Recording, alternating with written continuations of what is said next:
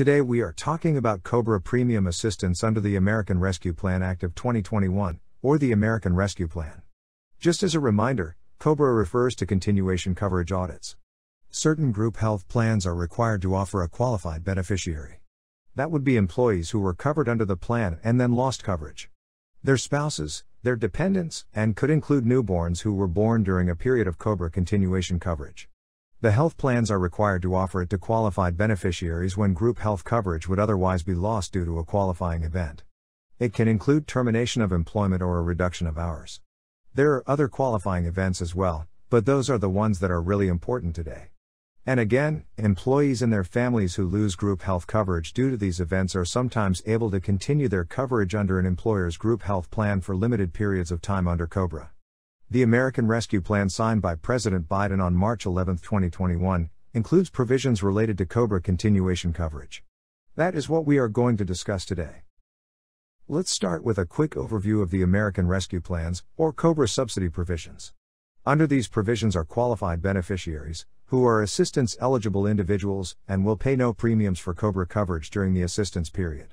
And the subsidy is for COBRA coverage periods beginning on or after April 1, 2021, through September 30, 2021. So again, the subsidy wouldn't necessarily be available for March 2021 or previously. Once the employee elects COBRA, and notifies the employer they're an assistance-eligible individual, they would not pay any money for that period of coverage. Instead, the premiums are going to be reimbursed to the employer, the plan, or issuer, via a payroll tax credit. Another important part of the law is that the American Rescue Plan also provides an extended election period to allow people who aren't currently on COBRA, but previously had the opportunity to elect the possibility of taking advantage of the subsidy. Essentially, if someone was offered COBRA for example last year, but didn't elect, or elected, but they weren't able to maintain COBRA coverage. This gives them the opportunity to potentially elect COBRA. Potentially again, could get the subsidy for the eligibility between April 1 to September 30 or the end of the maximum period of the continuation coverage. In general, an assistance-eligible individual is someone who is a qualified beneficiary, as a result of an involuntary termination of employment, or reduction of hours. Again, we mention qualifying events. Those are the qualifying events that are important here. So, reduction of hours or an involuntary termination of employment. Note that if the termination is for gross misconduct, the individual would not be eligible for COBRA. And they would also not be eligible for the subsidy. So those would be the relevant qualifying events. The assistance-eligible individual also has to be eligible for COBRA continuation coverage at any time during the assistance period and elects such coverage. There have been questions about whether individuals who are on strike are eligible, and the Department of Labor has released some frequently asked questions which answers a lot of the questions about the COBRA premium assistance. In the questions, are answers that clarifies reduction of hours, and can include events such as, a reduced hours due to change in hours of operations, a change from full-time to part-time status, taking a temporary leave of absence, or participation in the lawful labor strike. As long as individual is still an employee and coverage under the health plan is lost. That's considered to be a reduction in hours. The premium subsidy is generally going to be available for periods of COBRA continuation coverage beginning April 1, 2021, and ending the earlier of September 30, 2021.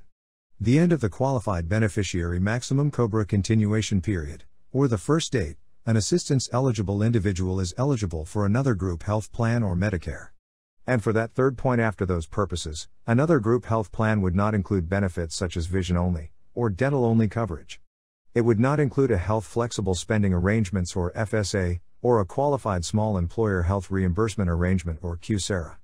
And just as a reminder, a QSARA is a specific type of health reimbursement arrangement that can be offered by employers with fewer than 50 employees under certain circumstances, but must follow specific rules, then it's already defined to not be a qualified group health plan. Keep in mind, an assistance-eligible individual are required to notify the plan if they become eligible for coverage under another group health plan or Medicare. Failure to do so can result in a tax penalty. The Department of Labor has some model forms which are included in the model notices. They include forms the assistance-eligible individuals can use to notify the plan.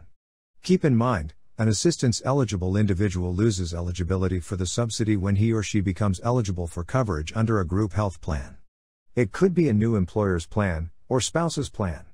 This differs from COBRA, which says COBRA continuation coverage could end earlier once a qualified beneficiary enrolls in other coverage after electing COBRA. So, an individual could lose eligibility for the subsidy, and continue on COBRA if they become eligible for other coverage. Keep in mind is that being eligible for other coverage would not include time spent in a waiting period. The American Rescue Plan also created an additional opportunity for employers to allow assistance-eligible individuals to enroll in another plan option. Employers are not required to offer this option. It is their choice. However, if the plan permits this option, the plan has to provide notice to the assistance-eligible individual. Once they receive the notice, he or she has 90 days from the notice to enroll in the other plan option. There are some limitations to which options they could switch to under this opportunity. The premium for the new option cannot exceed the premium for the option the qualified beneficiaries were previously enrolled in.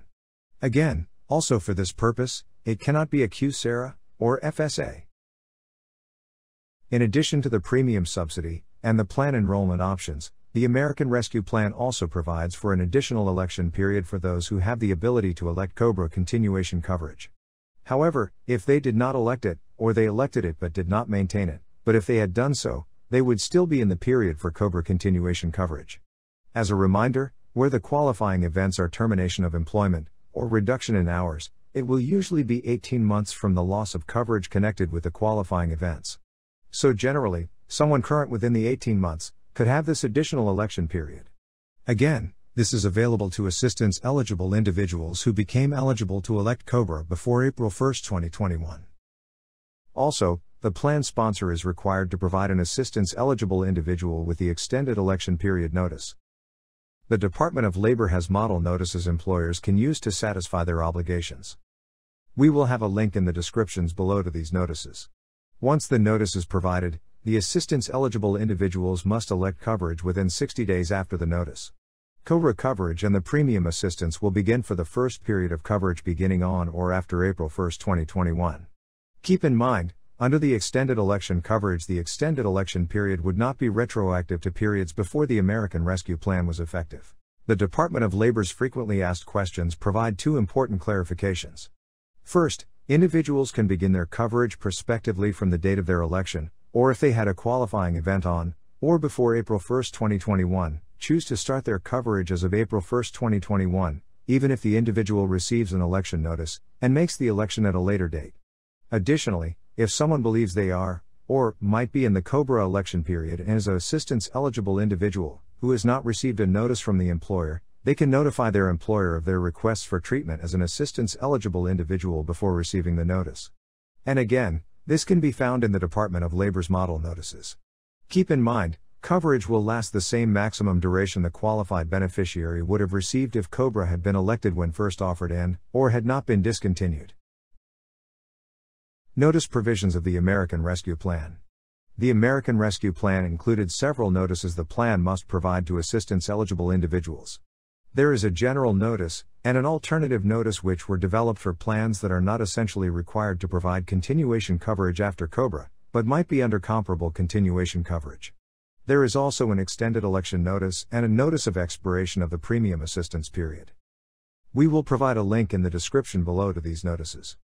Under the American Rescue Plan, the Department of Labor was directed to develop model notices, in consultation with the Department of Health and Human Services, and the Treasury, within 30 days of passage of the law. The model notices are available on the Department of Labor's website. The General Notice provides key information about the American Rescue Plan.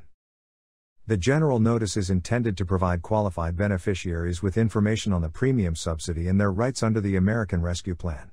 Plans must provide a general notice to qualified beneficiaries, and not just covered employees. As a reminder, certain rules allow coverage notices to be provided to a single address, and to all qualified beneficiaries residing at a single address.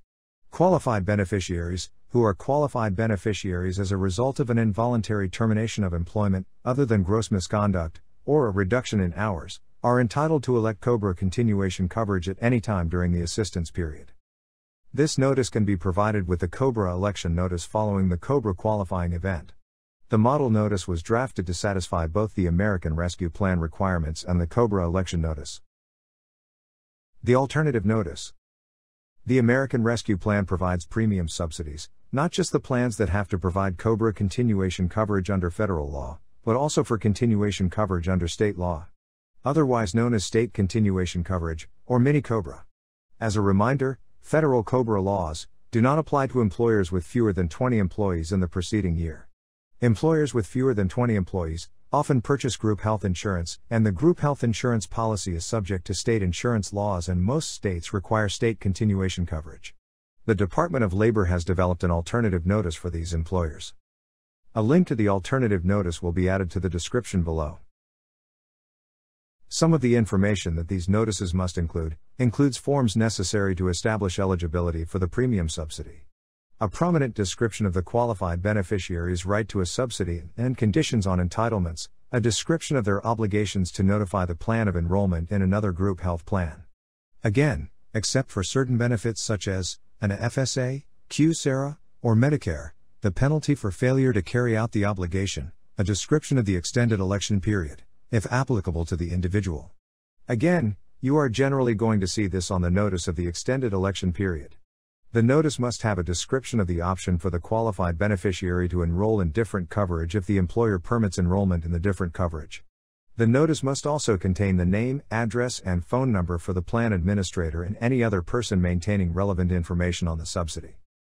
The Department of Labor has developed a model notice that satisfies these requirements, and can satisfy the COBRA election notice requirements as well. They have also included information on the marketplace, information highlighting potential Medicaid and eligibility interactions with Medicare, as well as information qualified beneficiaries may want to consider when choosing coverage options. Extended election period notices. Plan sponsors must send an extended election notice to any assistance-eligible individual, or an individual who would be an assistance-eligible individual if a COBRA continuation election were in effect, or who became entitled to elect COBRA continuation coverage before April 1, 2021. This could include people currently on COBRA. However, this would not include individuals whose maximum period of coverage continuation, if it had been elected and or not discontinued, would have ended before April 1, 2021. Again, these notices must be furnished within 60 days after April 1, 2021.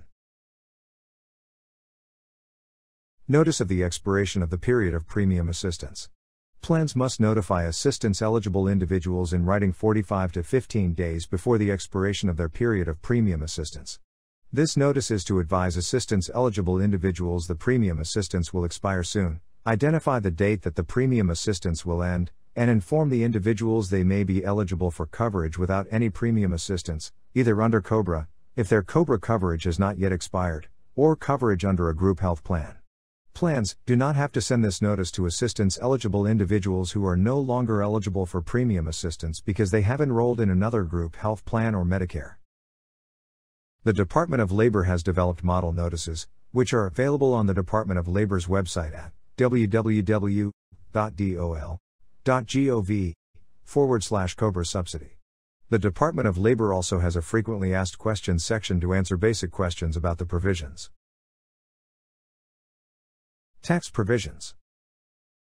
To highlight some of the statutory language, here are the basics of how this works. Tax provisions are under the jurisdiction of the IRS and the Department of the Treasury. So it is under their interpretation and jurisdiction. Traditionally, the IRS and the Department of the Treasury have interpreted authority over COBRA's substantive provisions. We can expect that the IRS and the Department of the Treasury will have additional guidance both on these provisions and others. But, for the premium assistance, the tax treatment for the individual would be excluded from their gross income. So it is not taxable income to the individual. For the employer, plan sponsor or issuer, the costs are going to be covered under a tax credit. Tax penalty, individual. As previously mentioned, an assistance-eligible individual must notify the plan sponsor of changes in eligibility for other coverage. Again, that would be either Medicare or another group health plan. But for these specific purposes, another group health plan would not include SEPTA benefits, health FSA, or COBRA. Additionally, if an assistance-eligible individual fails to notify the plan of eligibility for other coverage, they could be subject to a tax penalty of $250. If it is an intentional failure, they could be subject to the greater of the $250 or a 110% of the premium assistance they received when they were no longer eligible. However, there is a reasonable cause exception. So, there would be no penalty if the failure is due to reasonable cause and not willful neglect. Coordination with health coverage tax credit. There is a pre-existing health coverage tax credit for certain eligible individuals who can have some of their health insurance premiums covered under the health coverage tax credit administered by the IRS. An assistance-eligible individual cannot utilize the health coverage tax credit in any month in which they receive a COBRA subsidy under the American Rescue Plan.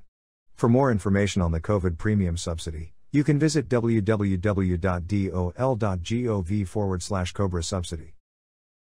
For more information, call 866-444-3272 to speak to a benefits advisor. These benefit advisors can assist you with COBRA questions and compliance assistance. In some circumstances, they help participants pursue voluntary compliance if they are contacted by participants and beneficiaries. To avoid lengthy hold times, you can also call us here at the General Agency at 972-466-2915. And remember, if you like this video, hit the like and subscribe button, and thank you for your time.